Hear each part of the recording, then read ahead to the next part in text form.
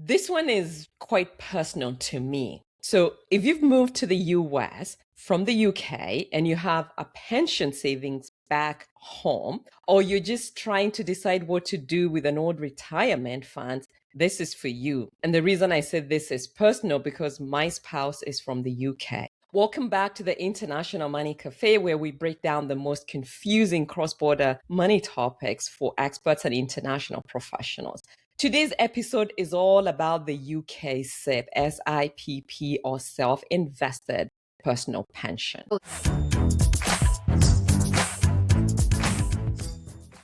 Yes, let's start with the basics. So, what is a SIPP?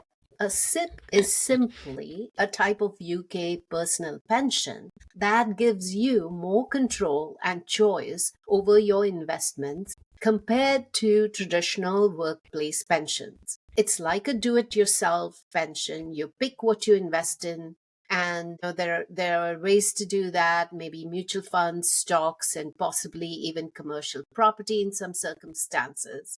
And SIPs are very popular with folks who want to consolidate old pensions. So maybe they had employer pensions, they had self-employed pensions, and maybe get more flexibility over their UK retirement money. So, the other thing about the SIP, and I think this is the thing that we see quite a lot, is people will talk about an international SIP. And the assumption when folks reach out is they're thinking this is a SIP that can be anywhere in the world. So let's at least break this down a little bit for you. A SIP, SIPP, is a UK regulated product, but you have certain providers who will work with you as an expert. That assumes you've moved from the UK to another country using a non-UK address. So if you're a US resident, most mainstream UK providers actually won't accept you. And so expert focus specialist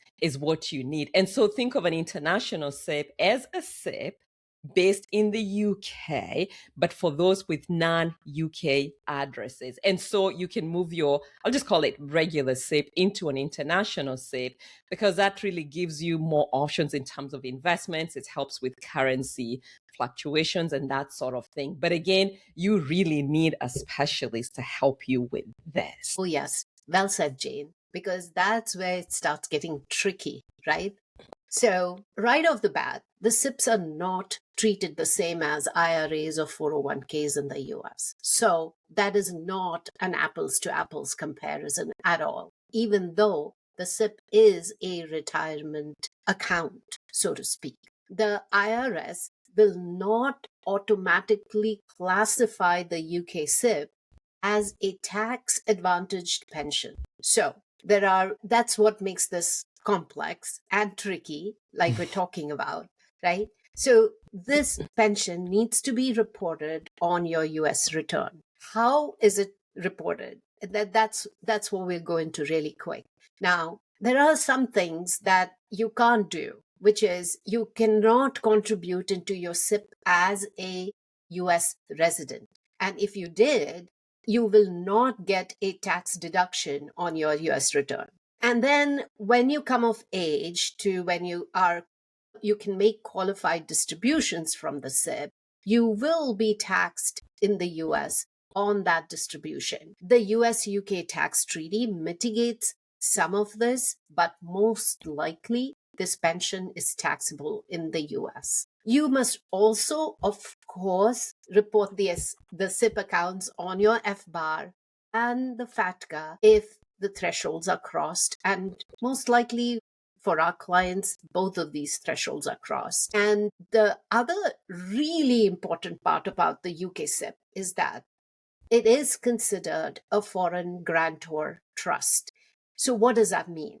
It is considered a foreign grantor trust because most times a SIP is a non-employer trust. And this is what makes that reportable on forms 3520 and 3520A. And this is where people get really caught up. And it's like we always tell our listeners, you must work with a specialist who understands both the UK and the US aspects of this holding and make sure that you are in compliance. Because again, penalties for non-compliance are severe, and non-reporting on a 3520 or 3520A would mean up to 25% of your holdings in these SIPs are now subject to IRS penalties. Oh my God, that's so high. I And know. what's really interesting, we find every time you start working with folks, like I said, this is personal for me, Hmm. they'll bring this retirement plans and in their mind it's just like an IRA, isn't it? It's like, no, it's not. So in this bit, let me just talk about some of the common mistakes and pitfalls that we see. Really the biggest mistakes US experts make with SIPs. One, and you just alluded to it, is they fail to report, or you fail to report your pension accounts to the IRS or Treasury. Again, assuming it's it's like a US IRA. Please, please, please don't make that mistake.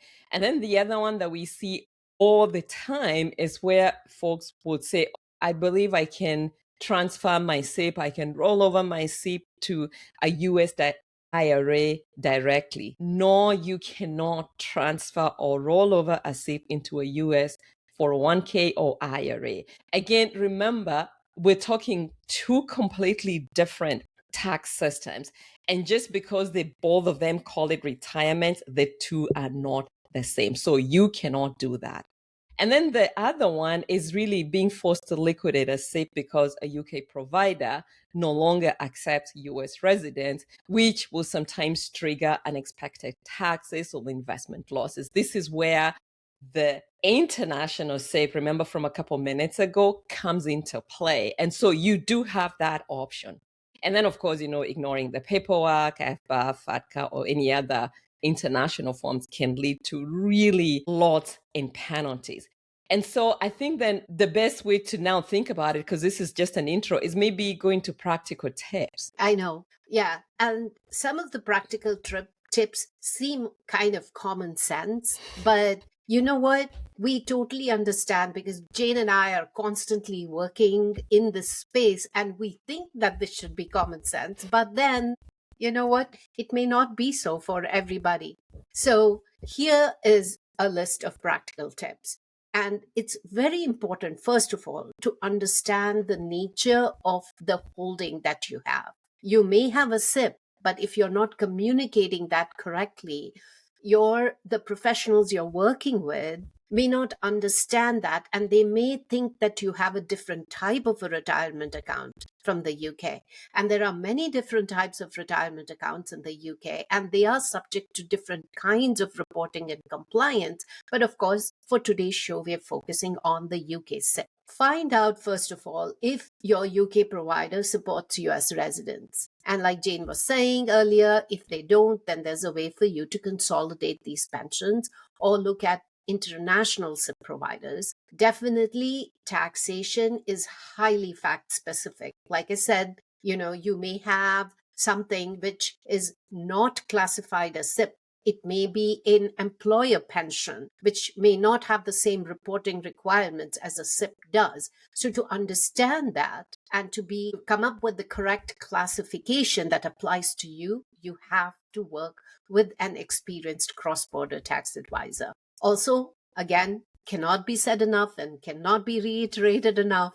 Keep up with your annual US tax reporting, including FBAR, FATCA, and the foreign grant or trust reporting, because catching up with these non-reporting options can also be as expensive as not reporting them at all. So these are some of the practical tips, Jane. Do you think you have anything else you would like to add to that? I feel like we've said enough about reporting and compliance. So today, this was just an intro.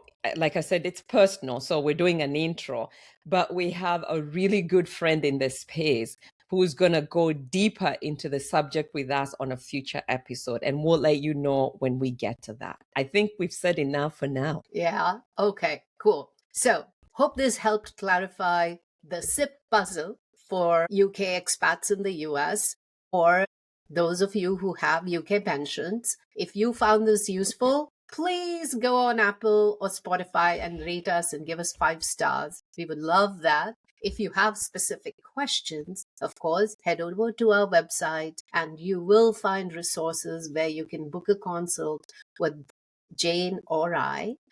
And again, thanks for listening to the International Money Cafe, and see you next time in 2 weeks. Bye for now. It's great. Bye.